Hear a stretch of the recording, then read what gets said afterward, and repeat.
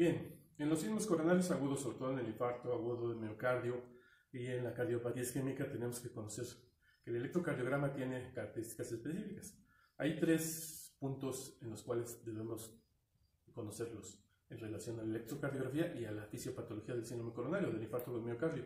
Uno de ellos es la isquemia, en donde hay una disminución de la irrigación por medio de la arteria coronaria, porque hay una disminución en el calibre de la misma, o está obstruida. Finalmente sigue pasando sangre a través de la arteria coronaria y esa zona del corazón tiene menor irrigación porque la arteria está disminuida en el calibre y el paciente va a darnos datos de angina. La otra es cuando hay una interrupción brusca de la circulación en la arteria coronaria, que es cuando es el infarto con elevación de ST. ¿Qué es lo que pasa? Que la placa de aterosclerosis, la placa se rompe, se produce la agregación plaquetaria y no permite el paso de sangre. Entonces, ese es cuando se genera una lesión o un infarto del miocardio, y cuando ese tapón de fibrina, de plaquetas, no se destapa porque no se hace trombolisis o porque no se hace angioplastia, esa parte del corazón se necrosa y entonces se produce lo que se conoce como necrosis y es una secuela de un síndrome coronario sin el manejo trombolítico. Electrocardiográficamente, ¿cómo se ve la isquemia? Pues la onda T es la que nos muestra cuando hay evidencia de isquemia, ya sea una onda T elevada simétrica o bien una onda T negativa. Cuando tenemos lesión, cuando hay una obstrucción total de la arteria irreversible, si no se le hace nada, entonces vamos a tener una elevación del segmento ST o una depresión del segmento ST, dependiendo de la profundidad de daño que produce en el miocardio. Entonces, lesión, infarto es supra o infradesnivel de ST, isquemia es onda T negativa. Y cuando hay necrosis, cuando ya hay una cicatriz, ya no hay una progresión, ya no hay vectores eléctricos, entonces se produce lo que se conoce como QS, una onda Q de más del 25% de la onda R, y que es una evidencia de necrosis. Ahora, estas manifestaciones se van a dar dependiendo de la arteria coronaria afectada. No es lo mismo en la coronaria izquierda que en la derecha, no es lo mismo en la descendente que en la circunfleja que en la... Entonces, cada arteria nos está manifestando una evidencia de una lesión, de una isquemia o de una necrosis, dependiendo de las derivaciones en las que se encuentra. Es decir, un infarto anterior se encuentra obstruida la arteria descendente anterior, y donde nosotros vamos a encontrar supradesnivel o infradesnivel del ST, pues va a ser en D1, que es lo que ve hacia el lado izquierdo, va a ser en B2, B3 o B4, que es la zona en las precordiales, la zona que está observando la parte anterior del ventrículo.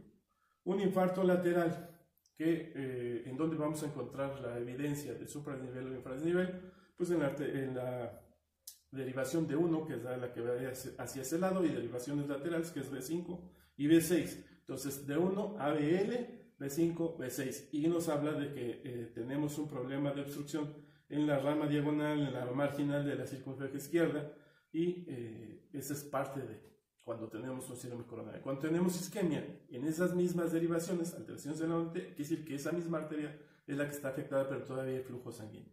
El infarto basal, diafragmático o inferior, pues en donde vamos a ver las manifestaciones de isquemia, lesión o necrosis, es en D2, D3 y ABF. ¿Por qué? Porque D2 ve hacia abajo, D3 ve hacia abajo y ABF ve hacia abajo. Entonces, son las que nos muestran de que hay una localización diafragmática inferior o basal de isquemia, lesión o necrosis. También recordar que la arteria coronaria derecha, que es la de la que estamos hablando, que son los infartos inferiores, puede ser que nos produzca pocas manifestaciones hemodinámicas, pero nos puede producir arritmias porque la arteria coronaria derecha es la que irriga el nodo sinoauricular y el nodo auriculoventricular. Por lo tanto, estos infartos inferiores o diafragmáticos son los que más se asocian a arritmias peligrosas o arritmias letales.